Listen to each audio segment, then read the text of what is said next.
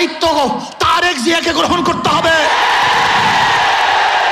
এই খুনের দায়িত্ব মির্জা ফখরুলকে গ্রহণ করতে হবে। এই খুনের দায়িত্ব বিএনপিকে গ্রহণ করতে হবে। এই খুনের দায়িত্ব প্রত্যেক প্রশাসন গ্রহণ করতে হবে। চাঁদা নিলে পুরস্কার, ধরা পড়লে বহিষ্কার, ভাইরাল হলে গ্রেফতার। কি ভেবেছেন বাংলাদেশের মানুষ বোকা? আজকে আমাদেরকে জিম্মি করে ফেলছে।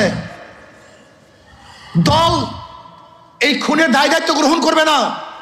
আমি স্পষ্ট ভাষায় বলতে চাই, আমি জনগণের কাছে প্রশ্ন রাখতে চাই, এই বহিষ্কারই কি তাদের চাঁদা ফিরছে, দখলদারি ফিরছে, খুন ফিরছে?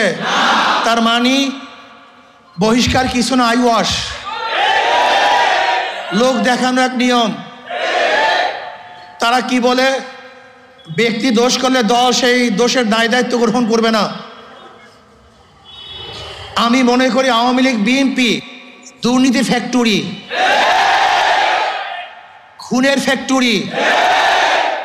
আবরারকে কারা হত্যা করেছিল? যেই ছাত্রগুলি হত্যা করেছিল তারা মেধাবী ছাত্র বাংলাদেশের, কিন্তু এই ফ্যাক্টরিতে যাওয়ার পরে তার খুনি হয়েছে।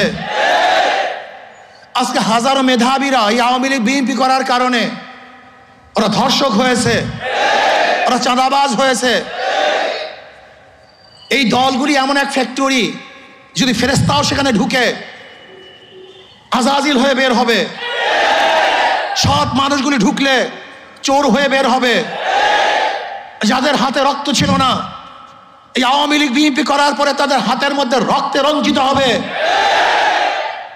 যারা কোনো মেয়েদের দিকে তাকাতো না, এই দলগুলি করার পরে তারাই ধর্ষক হবে, জালেম হবে, অত্যাচারী হবে।